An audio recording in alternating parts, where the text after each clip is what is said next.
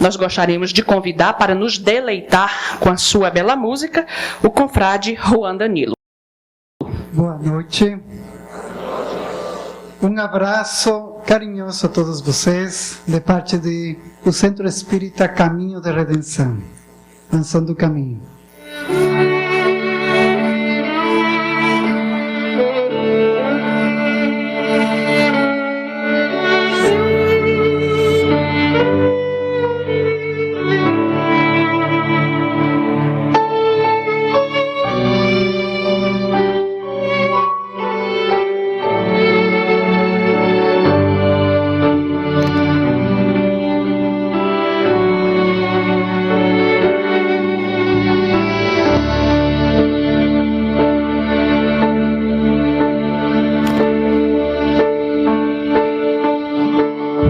Estoy triste y mi alma está cansada.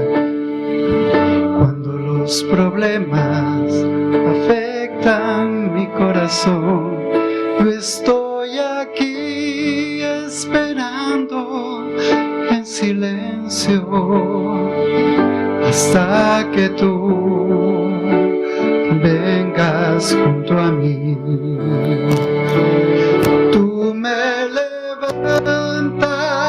Sobre las montañas, tú me levantas en la tempestad.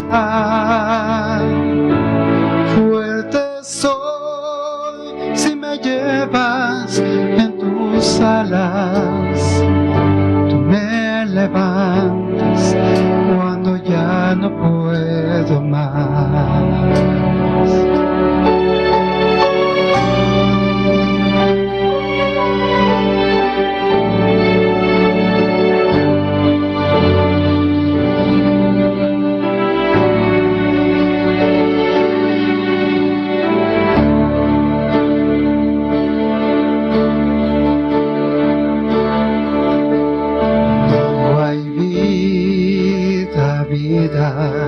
Sin esfuerzo, todo corazón imperfecto late en sí.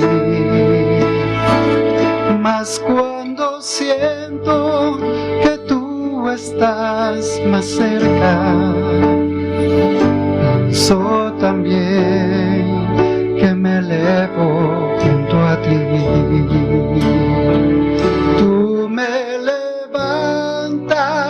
Sobre las montañas, tú me levantas en la tempestad. Fuerte soy si me llevas en tus alas. Tú me levantas cuando ya no puedo más.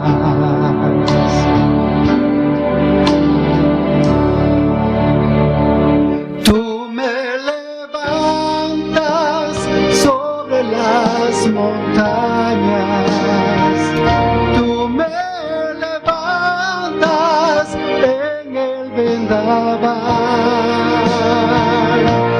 Fuerte soy si me llevas en tus alas.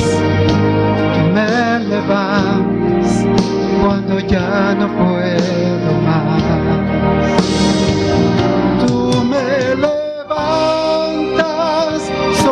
Las montañas, tú me levantas en la tempestad.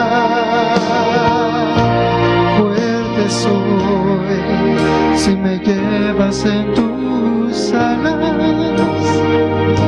Tú me levantas cuando ya no puedo más.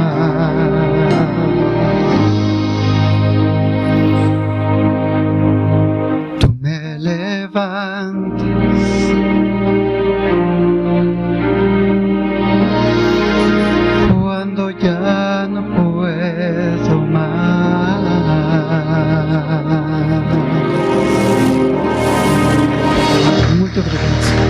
Nós Nosso encontro desta noite será uma grande confraternização, impulsionado pelo clima de fraternidade e aprendizado que os espíritos protetores promovem como inspiradores deste encontro festivo. É por isso que convidamos cada um dos presentes a elevar seu pensamento a Deus, acompanhando a prece que será proferida pelo presidente da Federação Espírita do Estado do Ceará, Luciano Pinheiro Klein Filho, rogando a Jesus a proteção e o amparo indispensável ao bom andamento da nossa programação. Nosso cordial boa noite a todos. Que Jesus nos abençoe e continue a nos manter na sua paz. Queríamos inicialmente, não poderíamos deixar de fazê-lo, agradecer ao nosso Divaldo pela disposição de mais uma vez vir ter conosco para compartilhar nesse ambiente de fraternidade o resultado dos seus estudos e das suas vivências, particularmente neste ano em que para nós de Fortaleza, para nós do Movimento Espírita Cearense, de certa forma celebramos quase 7 décadas, são 68 anos de sua primeira visita ao nosso estado. Mês de outubro de 1951, dia 13 de outubro, coincidentemente o dia da desencarnação do grande patrono do movimento espírita cearense, Viana de Carvalho, que desencarnou no dia 13 de outubro de 1926. De lá para cá o Divaldo sempre tem estado conosco. E nos últimos 15 anos, ininterruptamente, sem faltar, ele atende sempre gentilmente os nossos convites, pelo amor que ele tem ao nosso estado. Neste ano também, para quem não sabe, desculpem a mania de historiador, nós celebramos de igual forma os 40 anos do momento em que ele recebeu o título de cidadão de Fortaleza, em 1979, através da nossa Câmara Municipal. E de igual forma, em 2010, portanto há 9 anos, ele recebeu também o título de cidadão cearense. Nós brincamos muito com ele, aliás, foi ele que disse, com a alegria juvenil que lhe caracteriza, sempre a sua passagem, o seu bom humor, que na verdade ele deveria ter nascido em Fortaleza, mas devido a um erro de percurso da cegonha, que vinha na direção do norte, ela acabou parando primeiramente em Feira de Santana, e por lá ele nasceu. Mas ele é cearense de coração. Daí, Divaldo, a você mais uma vez o nosso agradecimento. E queríamos pedir permissão à nossa cerimonialista para quebrar educadamente o protocolo e passar a palavra, a prece de início dos nossos trabalhos a um irmão muito caro ao nosso coração. Um companheiro que tivemos o ensejo de conhecer na presente jornada há quase 3 décadas. Um dos baluartes do movimento espírita cearense, um dos mais estudiosos espíritas do nosso estado da obra da codificação espírita, em quem eu sempre me espelho, e que também teve a oportunidade de conosco dividir uma obra organizada em 1995, patrocinada pela Federação Espírita do Estado do Ceará, com o selo da nossa FIEC, primeiro trabalho de livro publicado pela Federação, uma sugestão do nosso saudoso confrade Bem-vindo da Costa Mello, primeiro presidente da Federação Espírita do Estado do Ceará. Eu me refiro ao livro Palavras de Viana de Carvalho, que tivemos a honra de dividir com o nosso irmão Francisco Cajazeiras, presidente do Instituto de Cultura Espírita, a quem eu vou pedir para fazer a prece de início dos nossos trabalhos. Senhor da vida, Jesus, querido irmão, nesta noite em que nós elevamos os corações, os pensamentos na tua direção, queremos que a paz que tanto falta nos nossos dias, a tua paz possa nos envolver, estimulando-nos na construção da nossa própria paz. E que amparados, ancorados na mensagem de luz que promana das páginas da codificação espírita, nós logremos cumprir com o desiderato de levar a mensagem do Evangelho na visão espírita para toda a nossa gente. Única forma de edificarmos essa tão sonhada paz que nos falta no mundo. Envolve-nos com o teu amor, fortalece-nos os propósitos e permite que todos nós, irmanados, mantenhamos as vibrações desta noite, para que o dia a dia se torne mais ameno e para que tenhamos melhores condições de enfrentamento das nossas dificuldades e dos problemas que devemos solucionar. Fica em nós, em nosso coração, agora e sempre, e que se faça a tua vontade.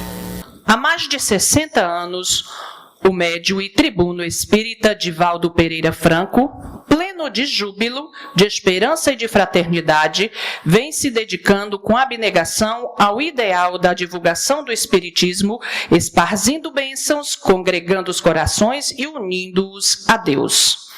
Divaldo Pereira Franco é, para nós, um verdadeiro apóstolo do Espiritismo, levando a bandeira da doutrina dos Espíritos a milhares de almas dentro e fora de nosso país.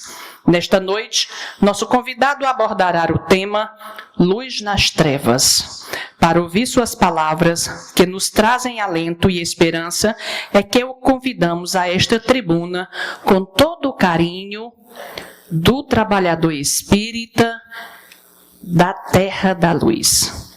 Com a palavra, nosso querido companheiro, Divaldo Franco.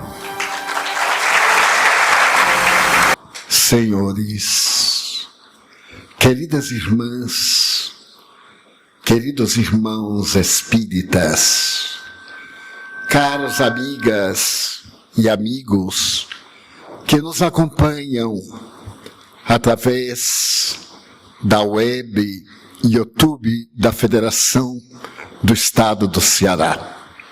Votos de muita paz.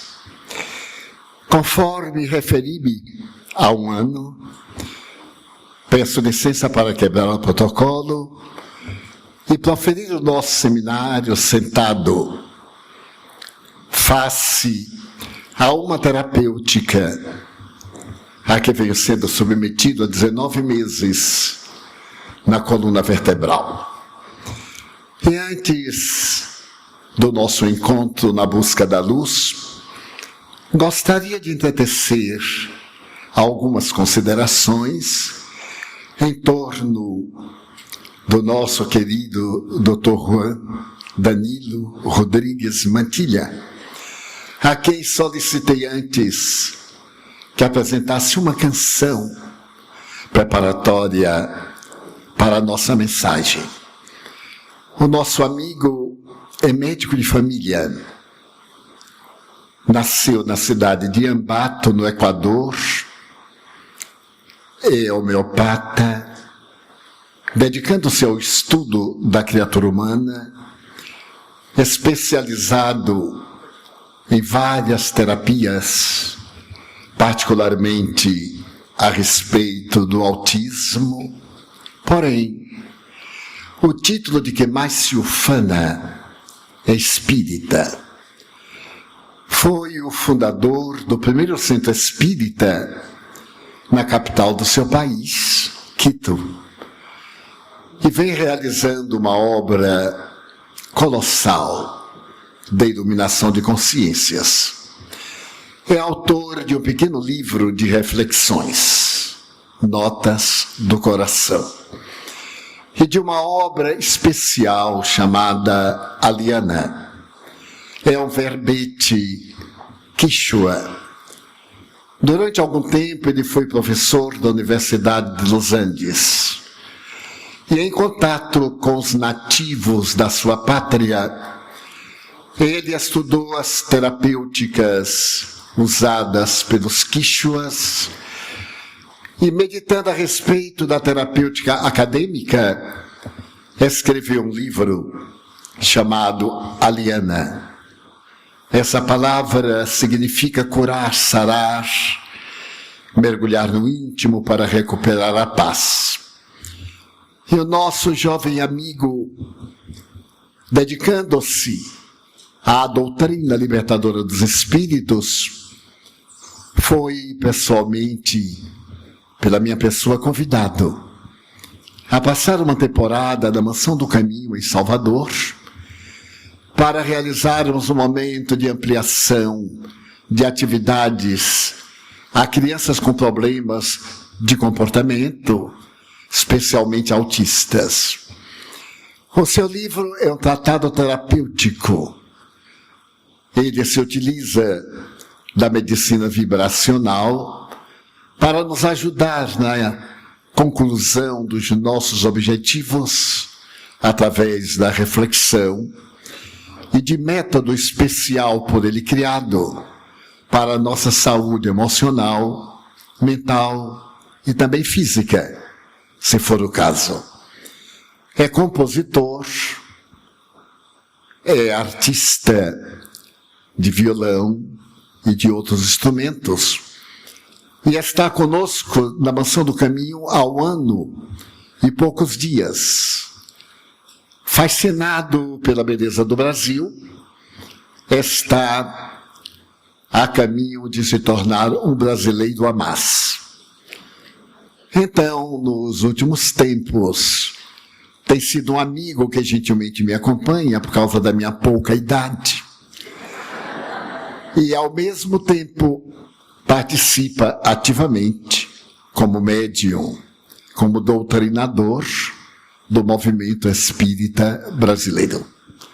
Com esta apresentação, desejo publicamente render a minha gratidão pessoal e espiritual ao companheiro que se candidata pela abnegação ao trabalho do Cristo.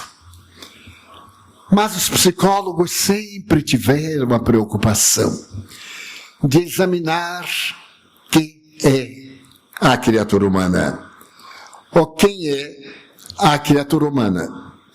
O nosso seminário, dentro de 1h10 aproximadamente, fará uma pequena pausa de 20 minutos. Logo retornamos até às 22 horas, conforme o programado. Nesse intervalo estarei inteiramente às ordens para um autógrafo, uma saudação, qualquer uma coisa que se faça necessário. E é evidente que a psicologia, desde o século XIX, estabeleceu algumas diretrizes para caracterizar a criatura humana. Antes de Allan Kardec desencarnar, ele acompanhou uma obra realizada por uma dama dedicada, a Senhora de Montchichat. Mantinha uma revista de divulgação dos fenômenos espíritas e, em certo dia, em um diálogo com o mestre de Lyon, ela teve a oportunidade de dizer: estamos saindo das trevas na direção da luz. O pensamento notável de abandonarmos a treva da ignorância, a treva que sempre tem envolvido o planeta nos seus movimentos de rotação e de translação, anunciando um grande período de libertação da consciência, portanto, de iluminação interior. E é exatamente esse indivíduo bípede, com instinto gregário, que necessita da afetividade para viver, que os psicólogos, especialmente o Dr. Miri Lopes, psiquiatra, e mais particularmente o discípulo imenso e nobre de Gurdjieff, Pedro Auspensky, estabeleceu que a criatura humana é um animal que se caracteriza por 5 especiais funções. A primeira função ou característica de uma criatura humana é a personalidade. A segunda característica é a identificação. A terceira é o conhecimento. A quarta é a consciência. E a quinta é a individualidade. Todos nós somos portadores dessas 5 características de natureza psicológica em nossa argamassa celular para caracterizar o Homo sapiens sapiens. Ao atingir esse momento da emoção, que o intelecto facultou entender os desafios do cosmo, os milagres das micropartículas, que a criatura humana desenhou na Terra um périplo na busca da grande luz. Se olharmos, por exemplo, o cosmo, há aproximadamente 4 bilhões de anos, a grande nebulosa de gases incandescentes, viajando ininterruptamente, despedaçou-se e, ao ser carreada para uma região muito fria, formaria, pela condensação dos gases e moléculas, o nosso sistema solar. E aproximadamente há 2 bilhões e 200 mil anos, na intimidade das águas profundas dos oceanos, golpeando as rochas, conseguiu libertar cadeias de açúcar. E na intimidade dessas águas em que o sol não atingia, surgiram os primeiros tubos de uma célula para começar a vida conforme a conhecemos, na sua variedade imensa que hoje vibra em todo o globo. É a partir desse tubo que nós vamos encontrar a multiplicidade das células, as algas marinhas, e sucessivamente toda a cadeia, desde a vida vegetal aquosa até a queda de natureza antropológica, em que, abandonando os instintos primários, presentes em todo o reino animal, destaca-se o bípede, descendente do primatas homini, que vai receber o título de sabedoria. Sabedoria que abrange o conhecimento intelectual e o sentimento da afetividade.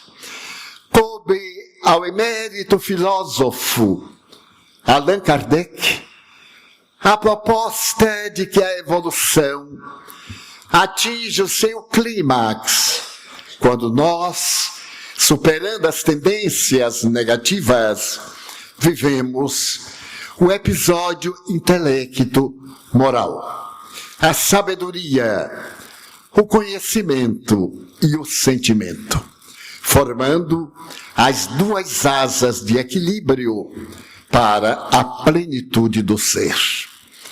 Essa evolução, há 2 bilhões e 200 milhões de anos, deu vários saltos através da história. E a Charles Darwin coube a grande tarefa de fazer uma análise do processo da evolução. A proposta do eminente pai da moderna concepção da vida humana tem um caráter fascinante, porque ele era profundamente religioso em Londres, e também a sua esposa, quando ele percebeu que a tradição bíblica não podia ser levada ao pé da letra, de que o homem apareceu na terra no último dia do processo da criação de natureza divina. E nessa oportunidade, ele fez uma análise dos 7 dias bíblicos em que a vida se manifesta. Aliás, tudo era escuridão, diz a Bíblia. E então Deus separou as terras das águas e exclamou: Fiat lux, e apareceu a luz.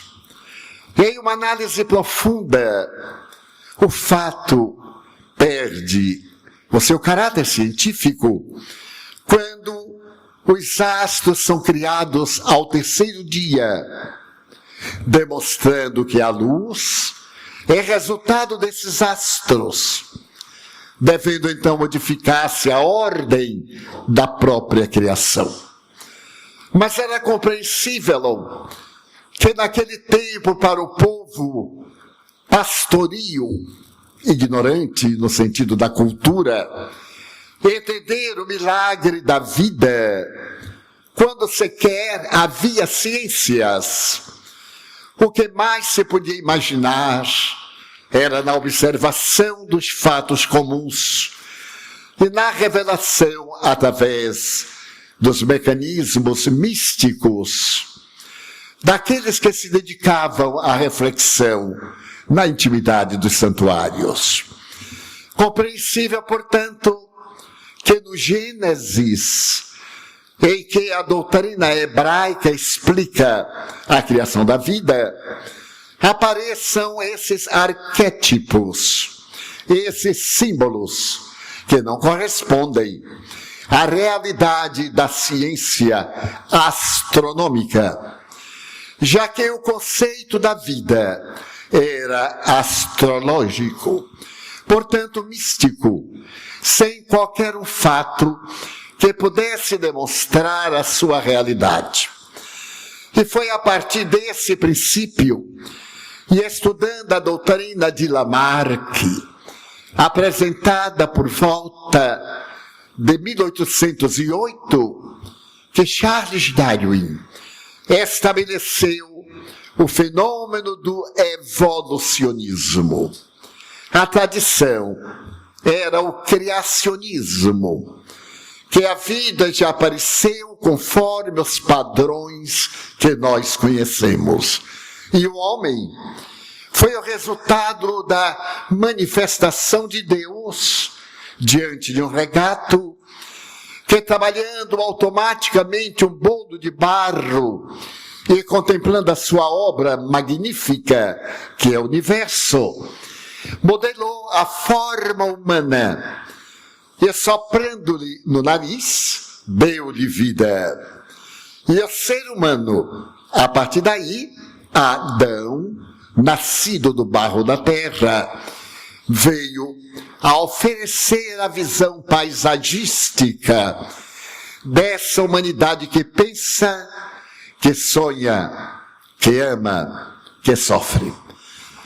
Então, Charles Darwin abandonou a revelação simbólica, que era a única maneira de fazer compreender o milagre da vida, e se dedicou à observação da hereditariedade, da mesologia e dos fenômenos genéticos, para explicar esse processo, no qual 3 raças primitivas, especialmente a raça de Grimaldi, vai oferecer um biótipo símio, de braços menos longos, de testa avançada, de queixo recuado, que seria o Pithecanthropus erectus, o primeiro hominídeo, do qual vai surgir mais tarde na Grécia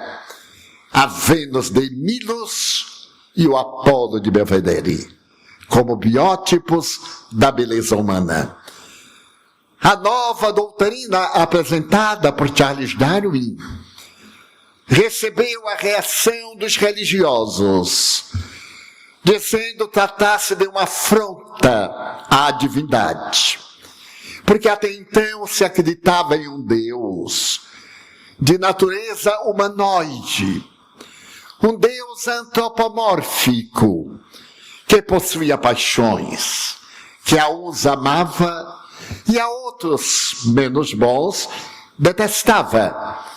Aqueles que eram de sentimento nobres descendiam do clã de Abel, e aqueles que eram de temperamento irascível ou de caráter indigno descendiam do ramo do seu irmão, que um dia ceifou-lhe a vida, Caim.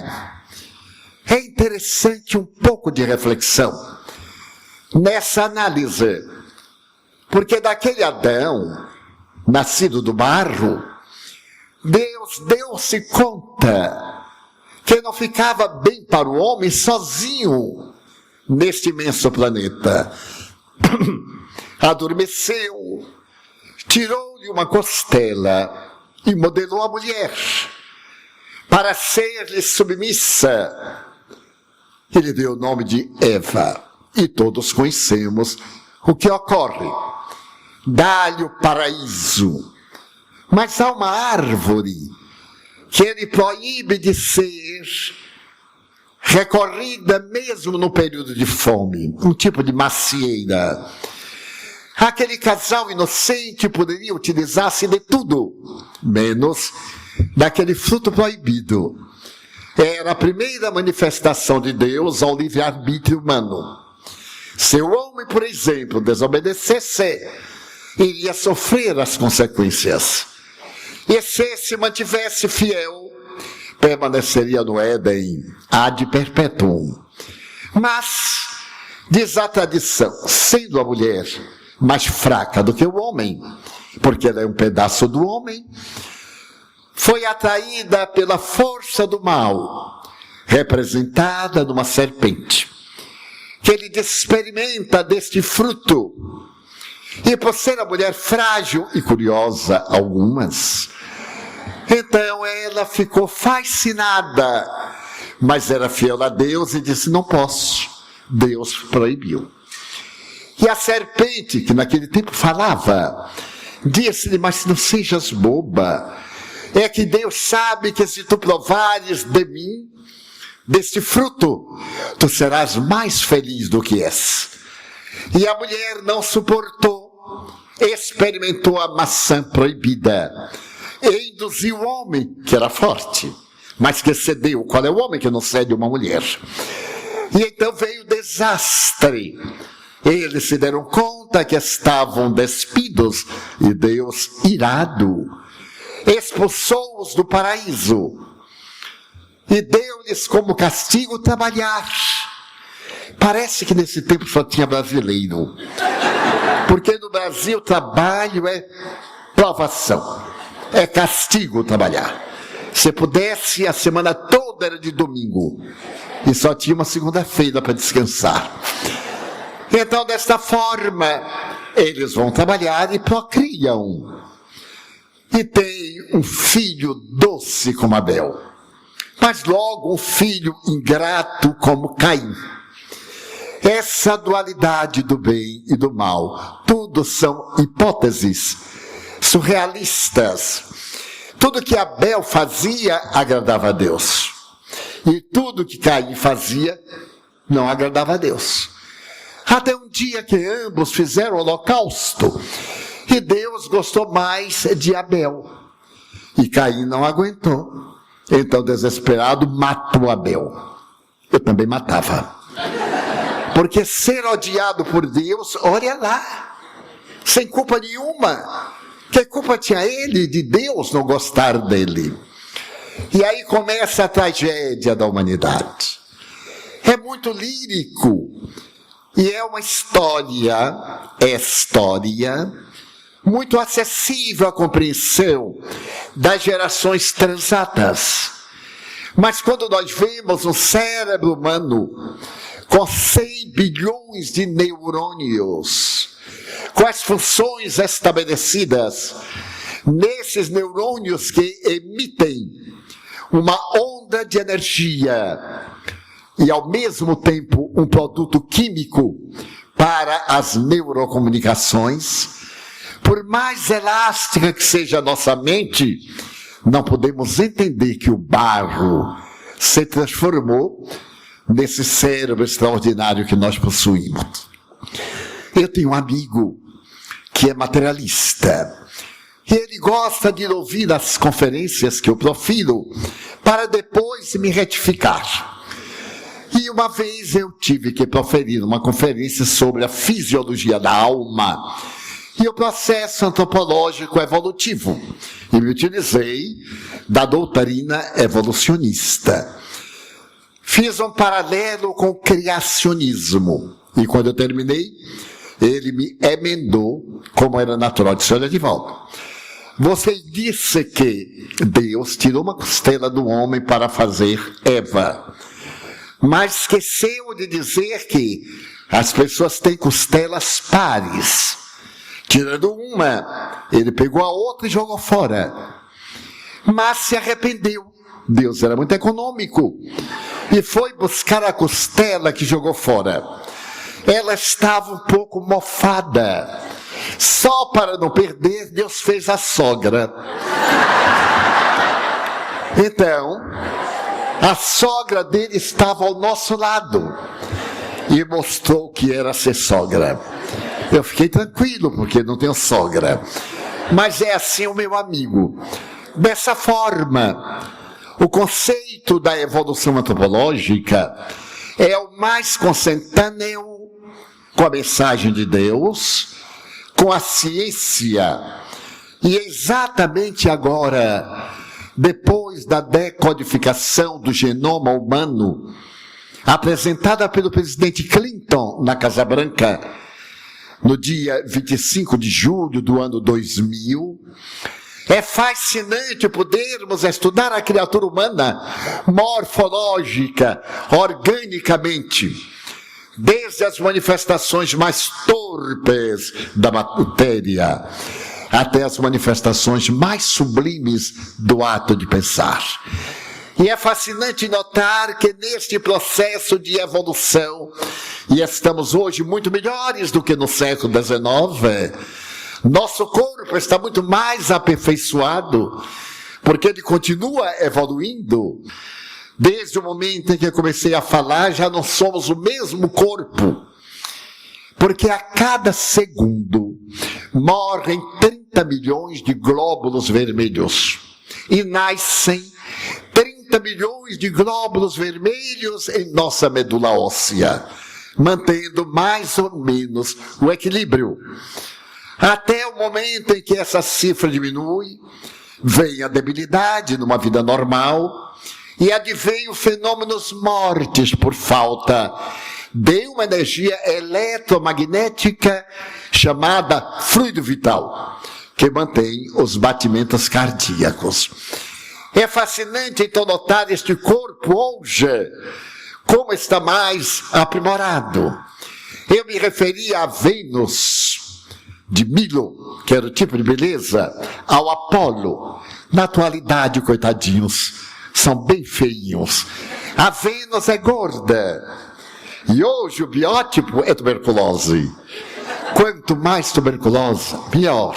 Quanto mais cabide, como dizem os costureiros das grandes grifes, a mulher tem que ser um cabide para exibir a roupa, não o corpo. Exibir o corpo já era.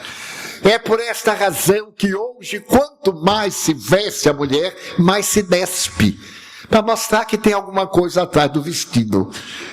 E o homem, imagine o Apolo de Belvedere, ele tem a musculatura quase que igual à minha. Eu já fui um pouco apolíneo, Agora é que eu estou um pouco decadente. Mas eu já tive um corpo de toureiro.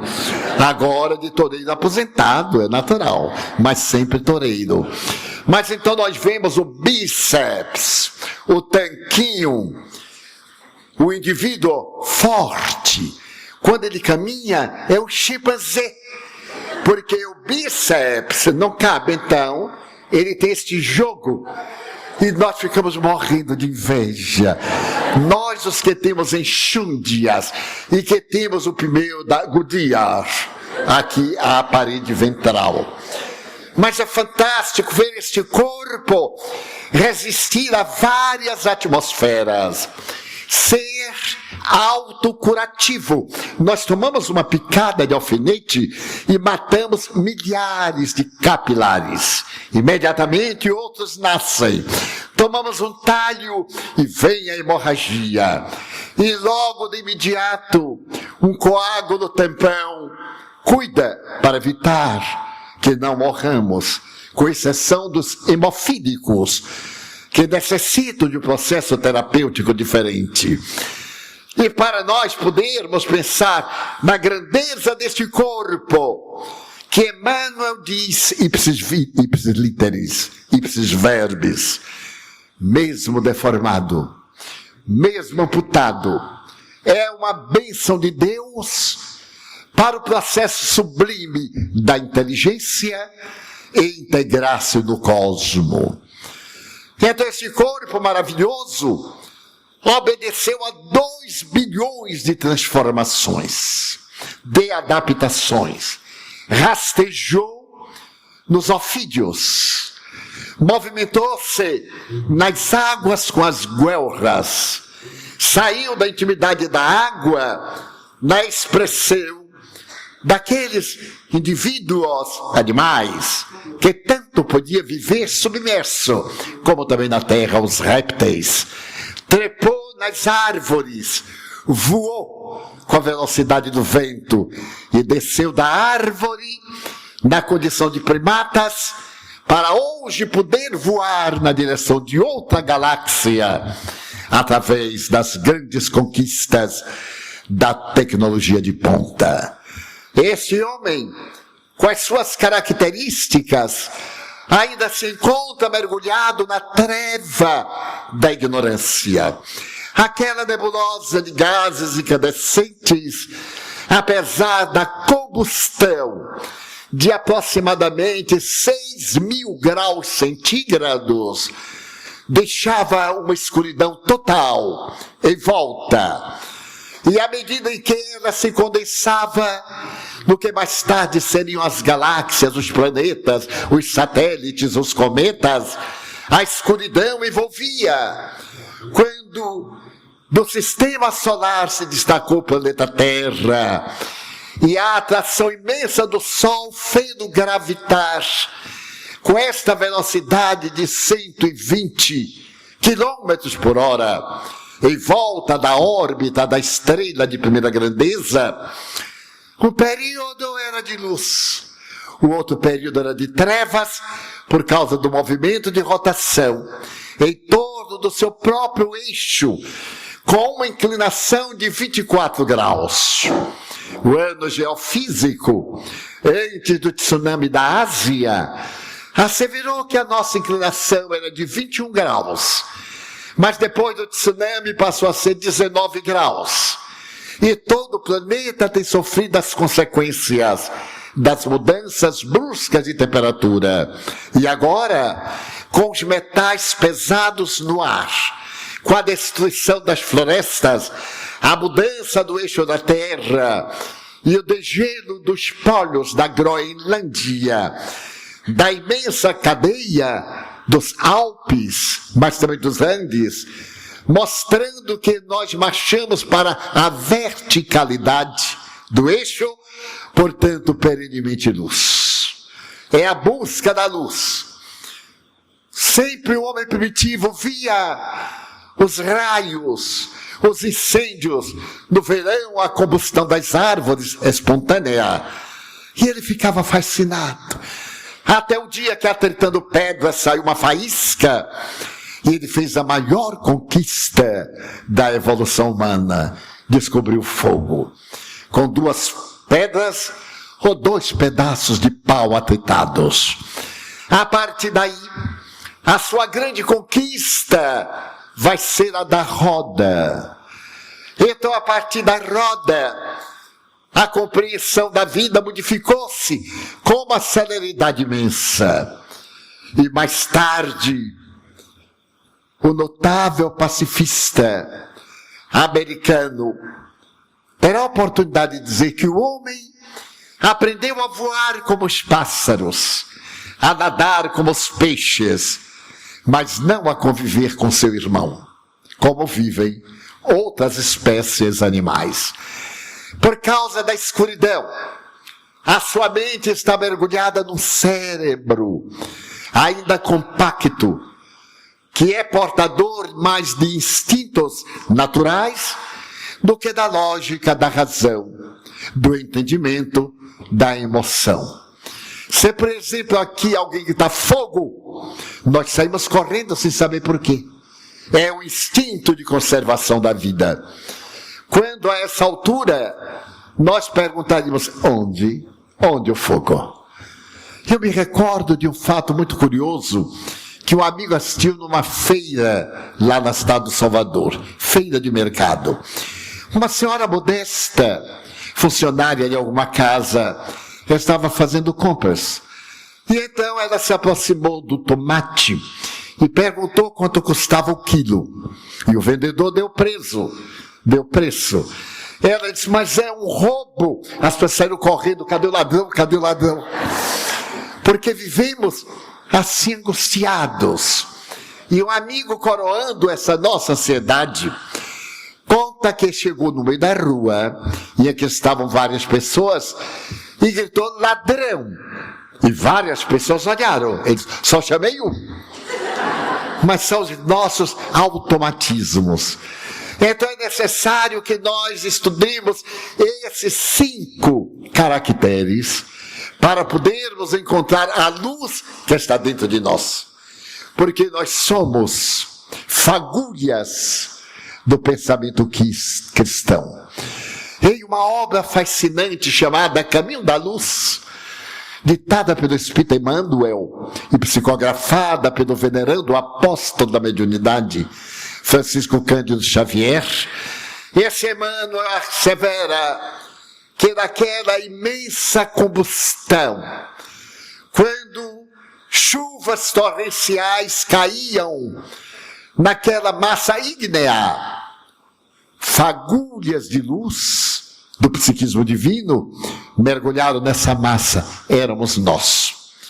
Nós somos luz, mas uma luz semelhante ao diamante, coberta por uma crosta grosseira, que se faz necessário lapidar para encontrar a preciosa chama dentro de nós.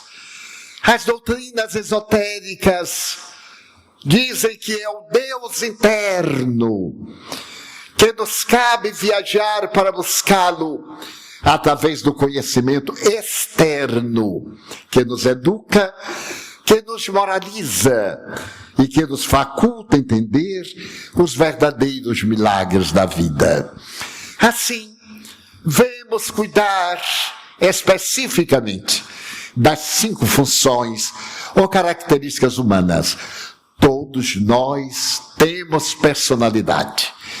A personalidade vem de um termo grego, persona, que significa máscara. No teatro grego, no anfiteatro, ao apresentar as obras, os atores deveriam viver o personagem. E então eles criaram um tipo de máscara que identificava o personagem.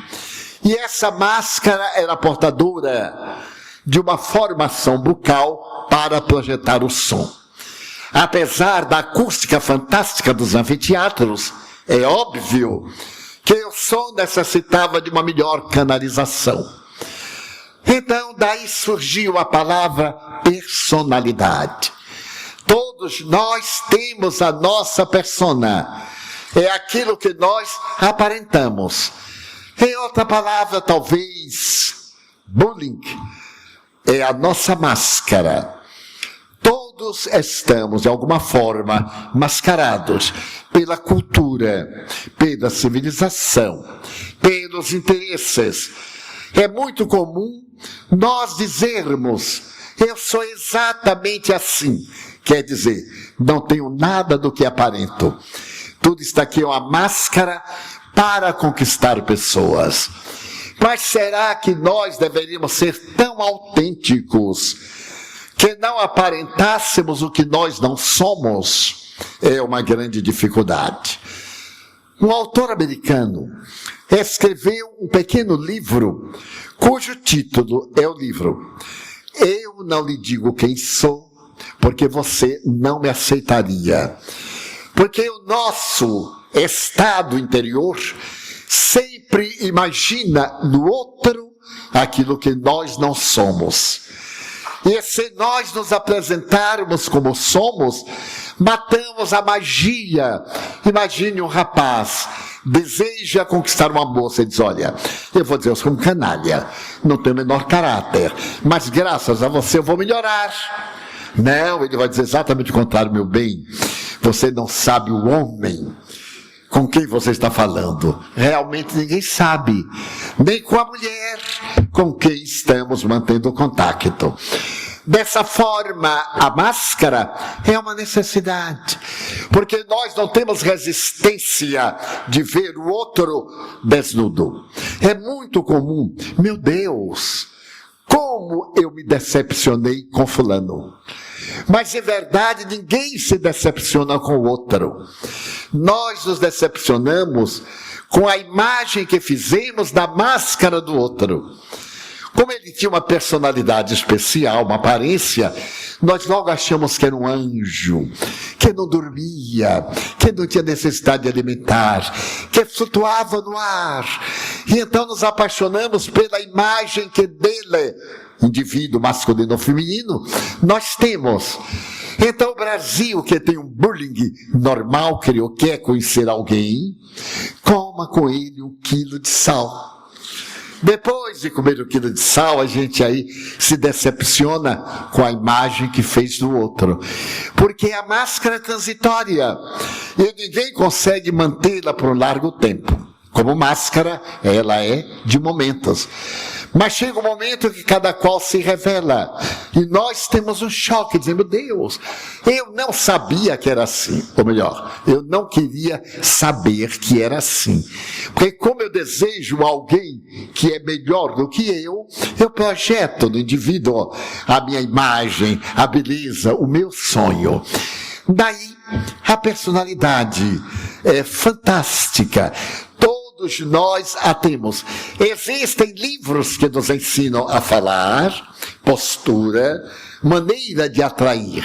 E ainda me recordo de um que se tornou célebre no século passado, que é um livro básico que nos ensina a arte de bem falar e conquistar pessoas. Porque nós somos conquistáveis à medida em que alguém nos adorna de valores que nós não temos. É natural. Porque se alguém descobre uma virtude que nós sabemos que não temos, é agradável saber que as nossas anfractuosidades não estão à mostra. É tão interessante quando alguém diz assim, mas você é tão belo ou bela. Olhe de manhã em jejum para ver a gracinha quando levanta. Eu tenho uma amiga que é desses tipos muito fúteis e ela é muito feliz no casamento, ela faz uma divulgação muito grande no casamento, também no Face, ela faz fotografias muitas. E um dia eu perguntei-lhe, mas a senhora está sempre tão bem ajeitada. Eu disse, Divaldo, quem tem o marido que eu tenho, tem que o conquistar. Eu durmo de costas para ele, porque na hora que eu acordo, logo eu tomo um pouco de água, dou um pouco de batom e viro para ele. Eu digo, nossa, de madrugada, com a luz acesa e apagada também, porque eu nunca sei se ele vai acender a luz. Eu estou sempre pintada. Eu disse, e ele? Ele tem um encanto por mim. Mas eu sei, porque seu marido é muito meu amigo, que ele tem uma auxiliar para manter o encanto com ela. E não posso dizer nada. E um dia eu perguntei, mas a sua senhora é tão bonita, está sempre tão pintada. Disse, pois é, Divaldo, é artificial demais para o meu gosto. Olha aí a personalidade. Daí a personalidade é característico. E nós sempre estamos preocupados com o personagem. Se trata de uma personalidade. Quer dizer, uma pessoa mascarada. E isso é transitório. E nós aqui se dissermos, mas eu não sou assim. Olha a máscara. Não é porque nós mesmos não nos conhecemos. Daí o grande propósito da psicologia, a psicologia clínica, é nos propor o autoconhecimento, uma autoanálise. Eu sou o que represento ou eu sou o que devo ser? E trabalhar, disse Allan Kardec, para ser hoje melhor do que ontem, amanhã melhor do que hoje, lutando sempre contra as más inclinações. É uma definição fantástica, porque é a busca do indivíduo interior, que está lutando contra as imperfeições. Não quer isso dizer que ele deva ser perfeito, mas está dizendo que ele será perfeito quando? Não importa. Importa que ele está lutando. Daí a personalidade faz parte da vida de todos nós. A segunda característica é o conhecimento. Desde o momento em que nós começamos a acompanhar o canto dos pássaros, porque foi com os pássaros que nós aprendemos a falar. Por incrível que pareça, em nosso processo evolutivo, primeiro nós escrevemos, desenhamos a escrita rupestre, porque não sabíamos falar. Então, nas montanhas, nas covas profundas, nós, através de gráficos, falamos da nossa vida, desenhamos. E aqui no Nordeste, nós temos áreas extraordinárias do passado, com essas escritas rupestres fascinantes. E como é no Brasil, abandonada essa área e o tempo gastando. Foi através disso que nós nos comunicamos, através do símbolo. E ouvindo os pássaros, nós começamos a falar. Primeiro, a assoviar. Depois a emitir gruídos. Depois a silabar. E por fim, a emitir sons que se caracterizaram como decodificadores de coisas. A arte de falar é bem recente em nosso processo antropológico bimilenar. Desta forma, nós temos conhecimento todos. Quando alguém diz assim, eu sei que eu não sei de nada, conhece a própria ignorância. É uma forma de conhecimento. E todos nós temos conhecimentos adquiridos, conhecimentos intelectivos, conhecimentos automáticos, conhecimentos reflexivos. Fazemos a cognição, a memorização e a ação. E então nós temos conhecimentos. É fascinante a aquisição do conhecimento. Eu muitas vezes vou dialogar com os funcionários da nossa casa, porque a maioria deles tem um vocabulário que eu necessito para quando vou a algumas cidades do interior. Eu nunca me esquecerei que eu fui a uma cidade distante de Salvador, 700 quilômetros. Naquele tempo, em uma rural, porque as estradas eram muito esburacadas, eram estradas de fazenda. E quando eu cheguei lá, eu notei que eu tinha dificuldade de me comunicar com as pessoas. Porque essa cidade fica nas Serras das Almas, bem da parte alta. E era tão isolada do contexto que a proclamação da República chegou por volta de 1910. A abolição da escravatura por 1908, porque não se podia chegar aos centros, atravessar os rios, vencer as montanhas. Hoje, com as grandes rodovias, é de fácil acesso. E havia uma linguagem que eu não entendia. Logo ao saltar do carro e ser apresentado à família que me hospedou, eu tive um choque. Digo, ai meu Deus, eles têm praticamente um dialeto. E eu fiquei aceso para ir pegando algumas palavras, pelo menos dizer algumas palavras-chave. E era o médico que me recebeu e ele me disse, Valdo, eu tive que me adaptar a esta região. Você imagine, quando eu cheguei, eu era o primeiro médico de 200 quilômetros quadrados. E a minha primeira cliente foi a esposa do prefeito. Eu peguei o estetoscópio, coloquei nela e disse, inspire. Ela disse, doutor, eu não sei fazer isso não. Ele ficou encabulado, disse assim, expire. Ai, doutor, eu não sei fazer isso não. Ele riu, fez,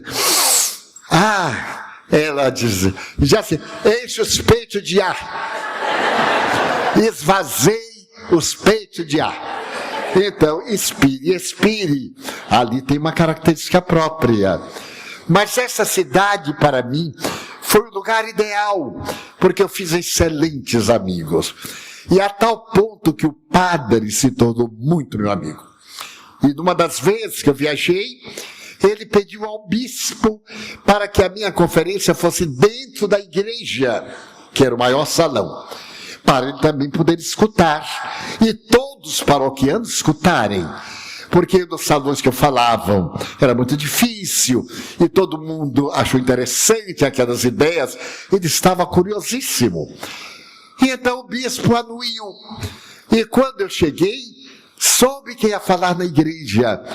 Eu disse, meu Deus, tenho que procurar um tema neutro, um tema evangélico, suave, para não constranger a ninguém.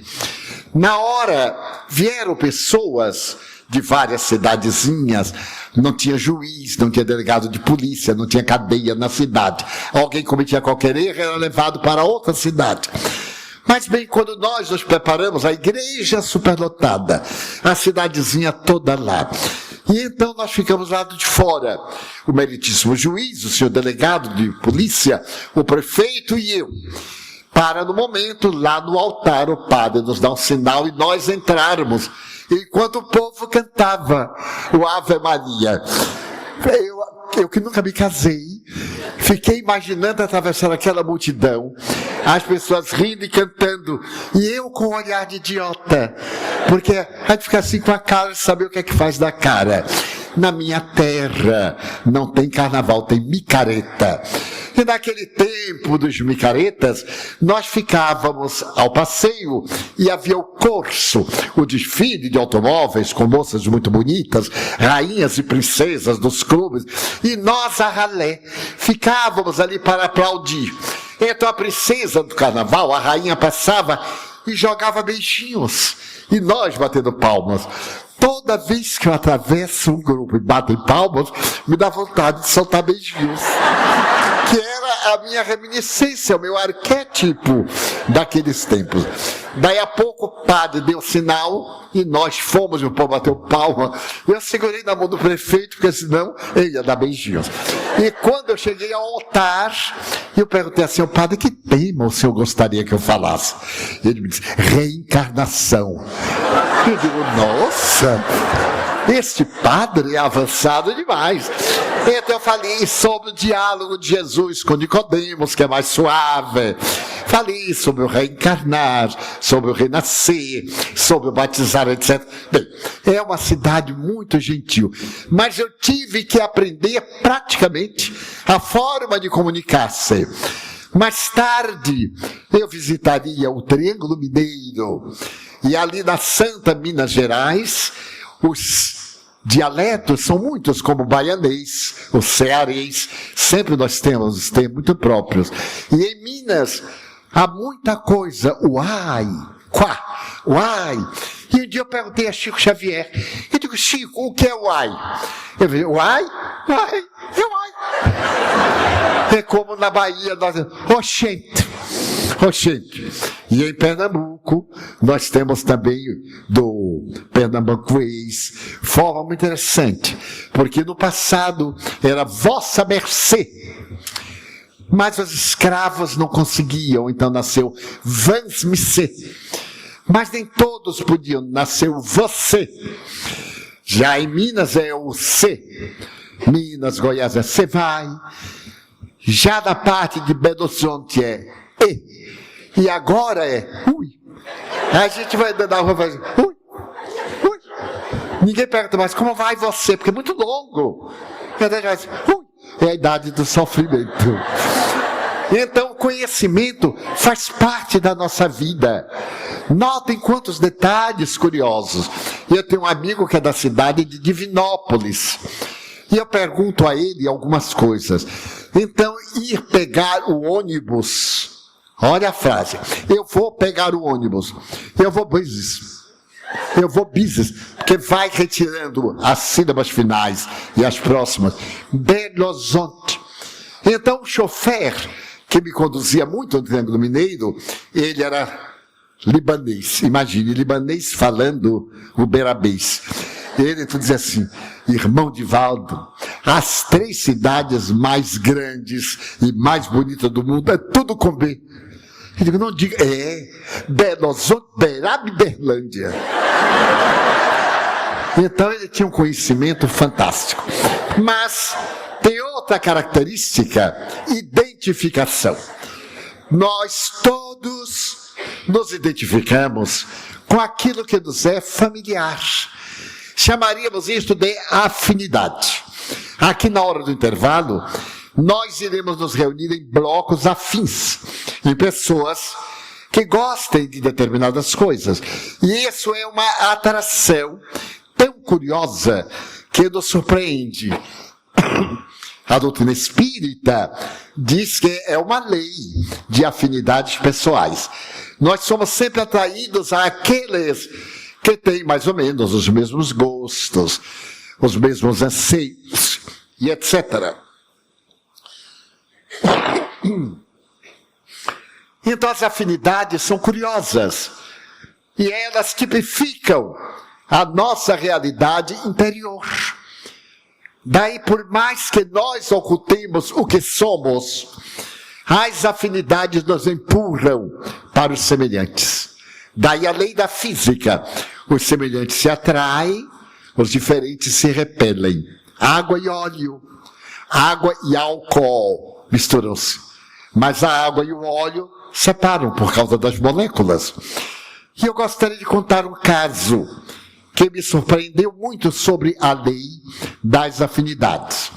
Eu visitava com certa periodicidade, que ainda acontece, uma grande cidade do sul do país. Eu era mais jovem, bem mais jovem, e o meu público era também de jovens, e com algumas pessoas mais experientes. Mas os jovens eram mais atraídos, porque eram rapazes de 25 anos, de 30, de 40, parecendo que tinha 18. Aí enganava um pouco, até quando as abas caíram, e aí não pude mais enganar ninguém. E vários jovens ficaram muito amigos meus. Terminavam as palestras, nós fazíamos assim um grupo e começavam esse bate-rebate, perguntas e respostas, ping-pong.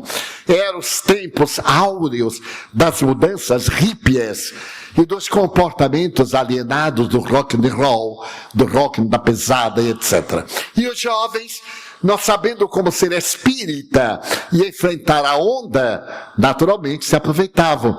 E nós tivemos no país inteiro grupos que estavam sempre a par dos nossos interesses. Mas numa cidade dessas, destacava-se um jovem de 20 anos, aproximadamente, que me olhava com um embevecimento.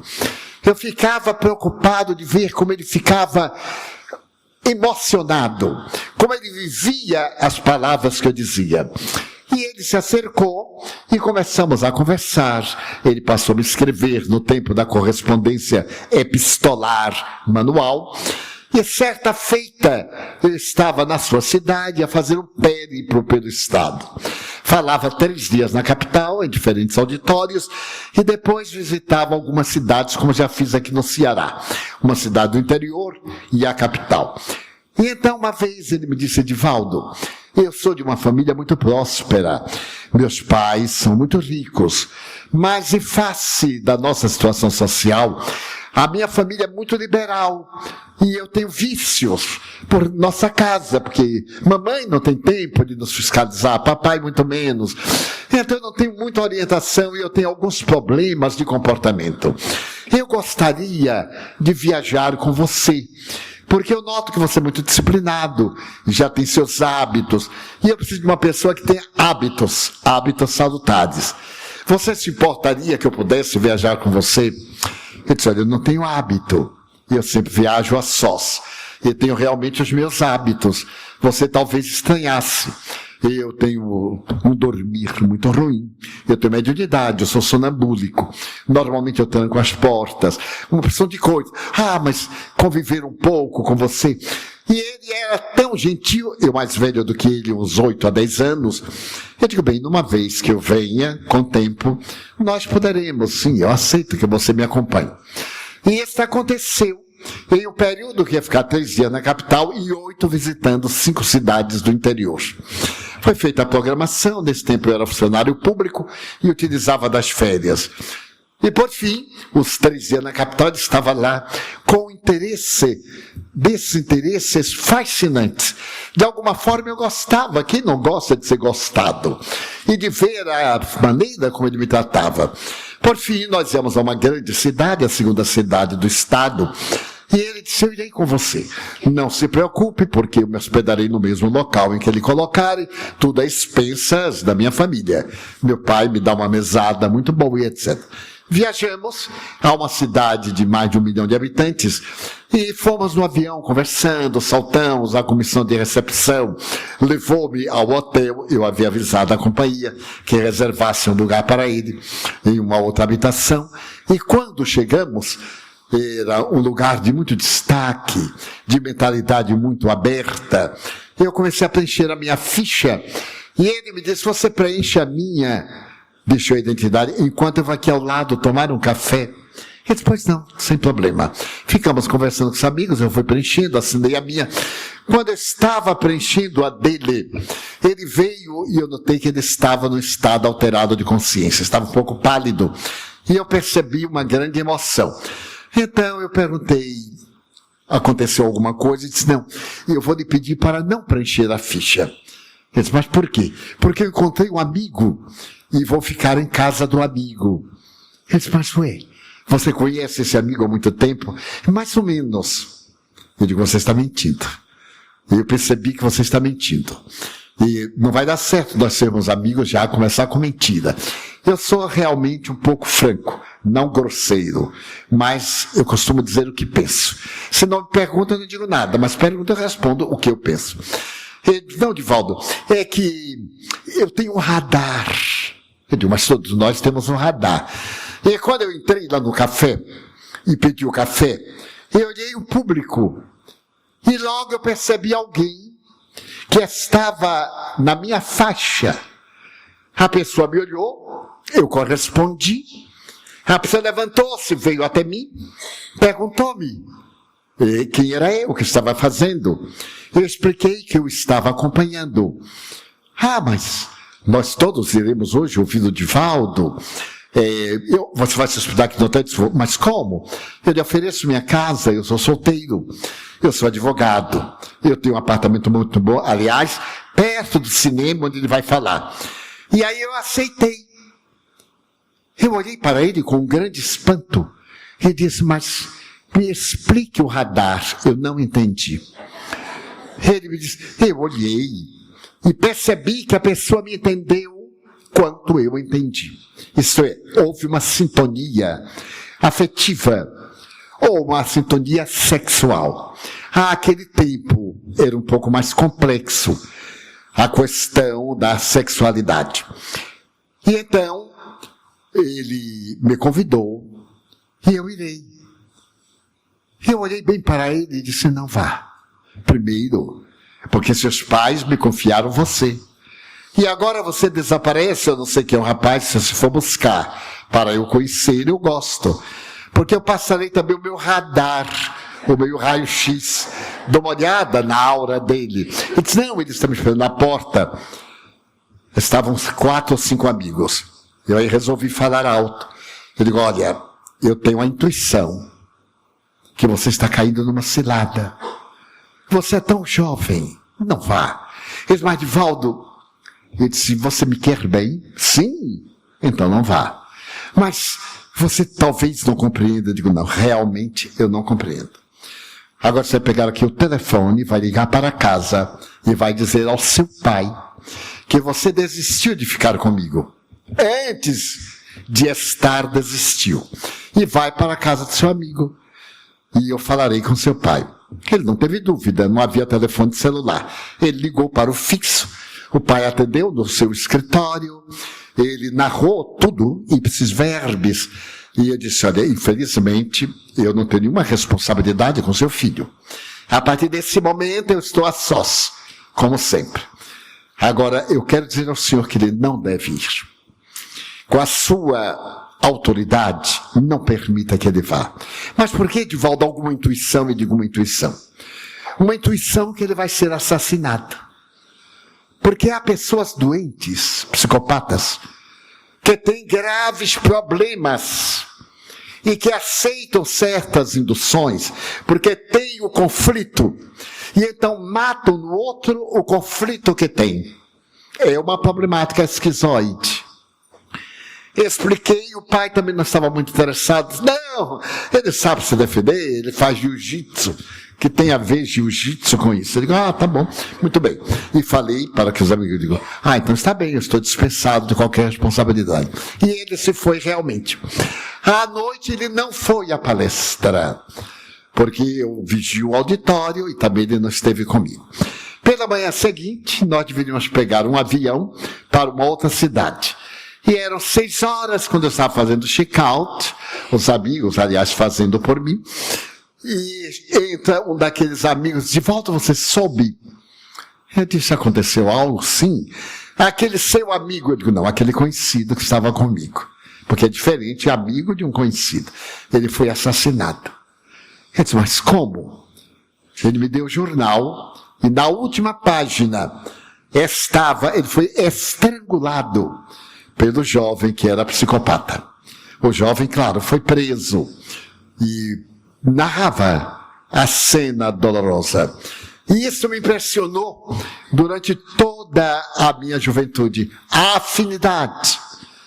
Daí o ditado português popular, dize-me quem és e eu te direi com quem andas. Mas à luz da doutrina espírita eu diria, dize-me com quem andas e eu te direi quem és. Daí a afinidade é uma característica nossa. Todos nós temos afinidades.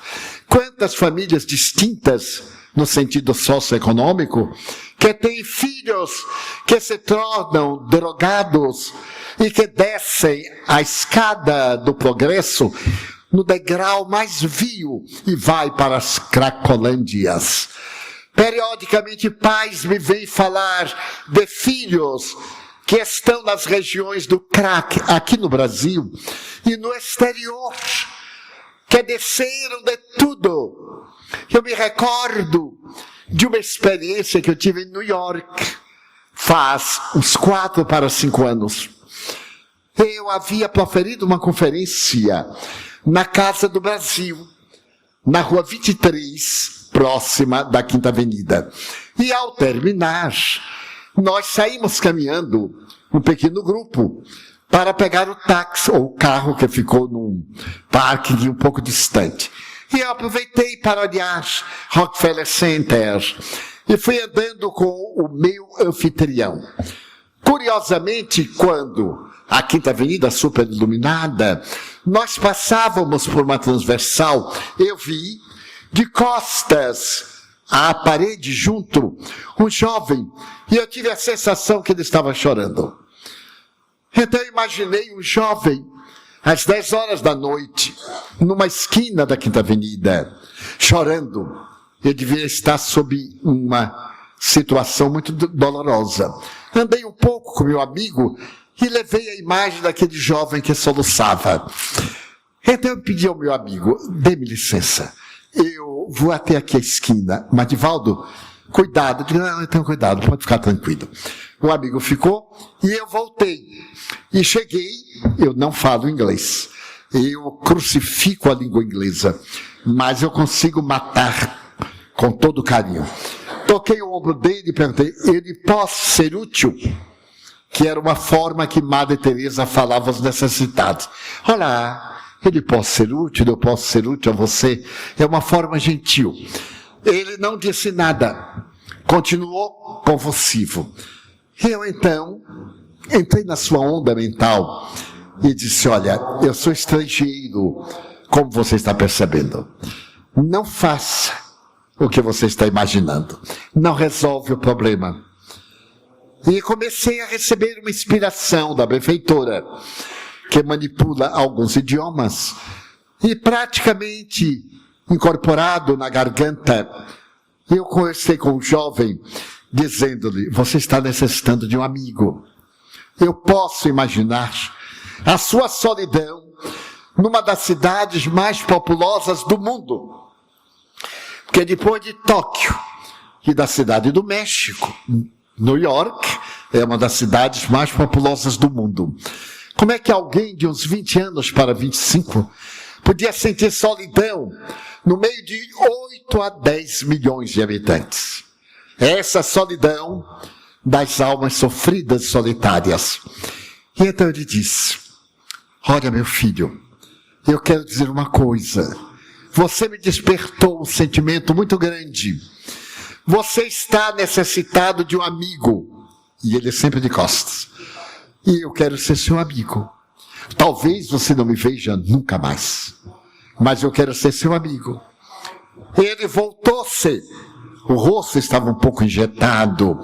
Ele devia ter usado alguma droga antes. As lágrimas eram grossas. E eu disse, pois é, eu sou bem mais velho do que você. Talvez até pudesse ser seu avô.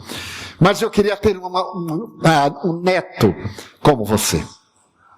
Vá para casa. O suicídio não vai resolver. Volte para casa, procure seus pais. Peça-lhes que ajude você. Aliás, eu sinto que você está necessitando de um abraço. Você me dá licença abraçá-lo? Ele estranho. O meu acento talvez não fosse muito bom. Ele olhou assim, meneou a cabeça. E eu lhe dei um abraço gentil. E disse, eu vou fazer de você meu neto. Eu sei o seu nome. E para mim basta. Então chamei-o pelo nome. Ele disse, vá para casa. Vá para casa. Ele me olhou longamente. Longamente. E me perguntou assim, alguma vez você já foi rejeitado?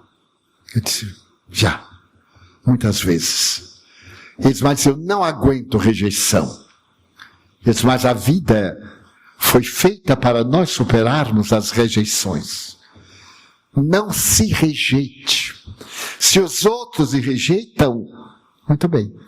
Mas você não pode rejeitar-se. Por causa da sua dor, você não tem esse direito. Vá para casa.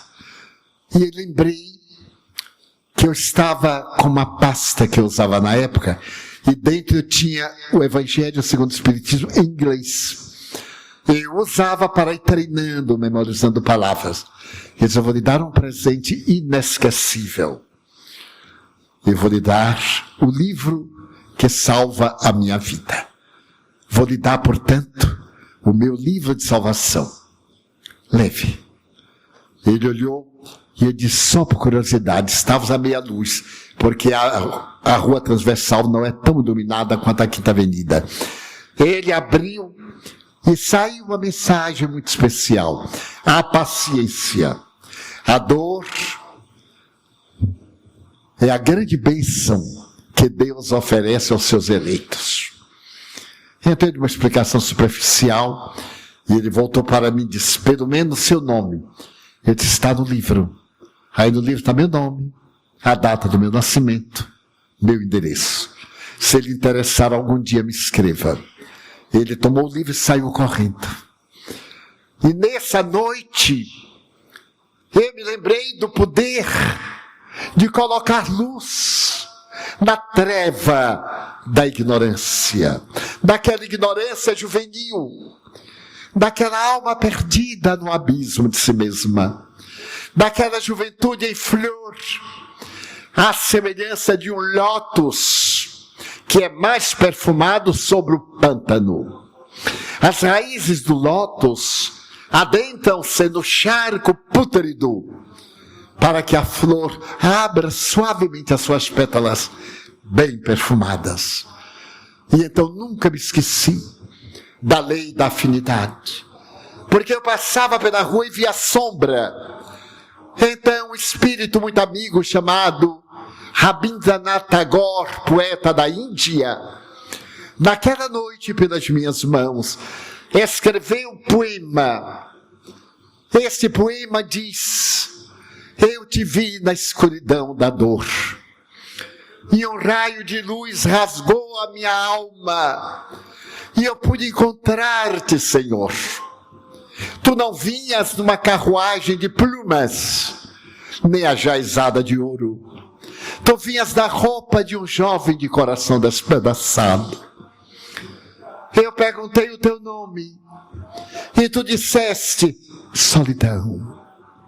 Perguntei para um Dias, e tu, Senhor da minha vida, não me disseste nada. Então eu despetalei a rosa do meu coração e fiz que cada pétala significasse um momento de paz para a tua vida. Ó viajante da eternidade, para onde segues, ave que perdeste o plumo.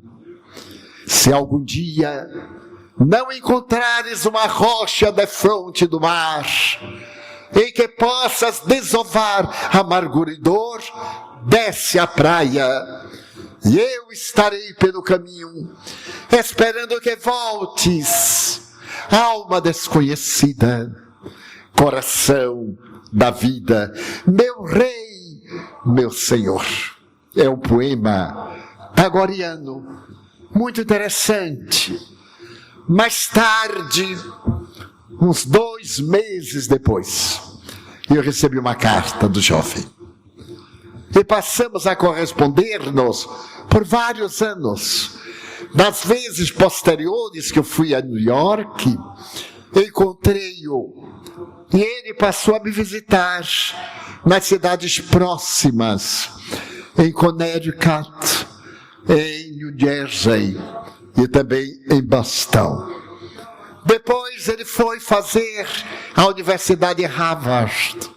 E hoje é um notável psiquiatra que se dedica especificamente à drogadição, seguindo a cadeia admirável de um dos grandes psiquiatras vibracionais dos Estados Unidos. Afinidade.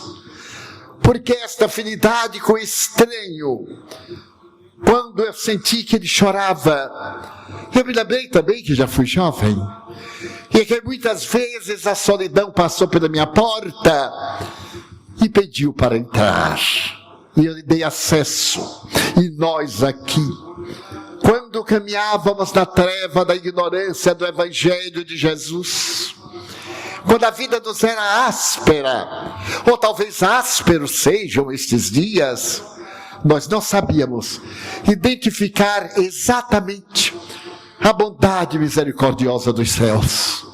E ele veio suavemente e acendeu a chama do amor, em forma de ternura, de compaixão, para inundar as nossas almas na busca da nossa identidade. Vamos fazer uma pausa de 20 minutos e logo depois continuaremos com as características do homem. Estejam à vontade.